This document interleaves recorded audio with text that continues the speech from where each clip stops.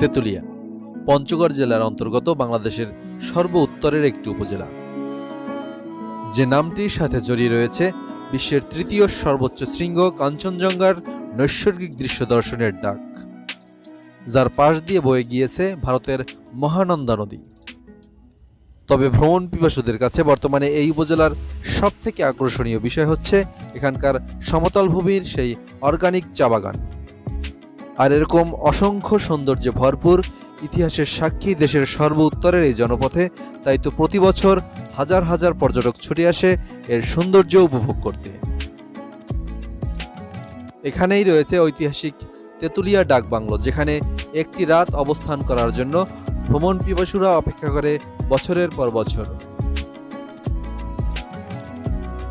আর এই ডাক বাংলোর পাশ থেকেই বয়ে গিয়েছে ভারতের মহানন্দা নদী, যে নদীতে শ্রমিকদের পাথর উত্তোলনের দৃশ্য ভালো না লাগার কোনো সুযোগই নেই।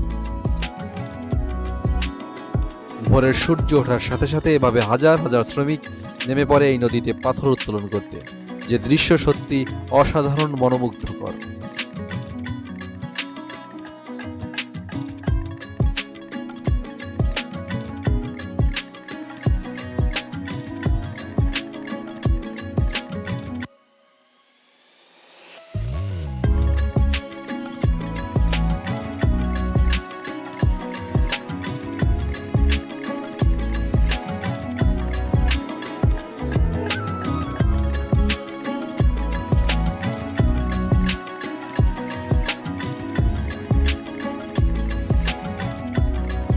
আর এখানে যদি বছরের অক্টোবর নভেম্বর এই সময়টায় আসা যায়, তাহলে এখান থেকে এই পাথর উত্তোলনের সাথে সাথে আরও উপভোগ করা যাবে বিশ্বের তৃতীয় সর্বোচ্চ শৃঙ্গ কাঞ্চনজঙ্ঘার সেই নৈসর্গিক দৃশ্য।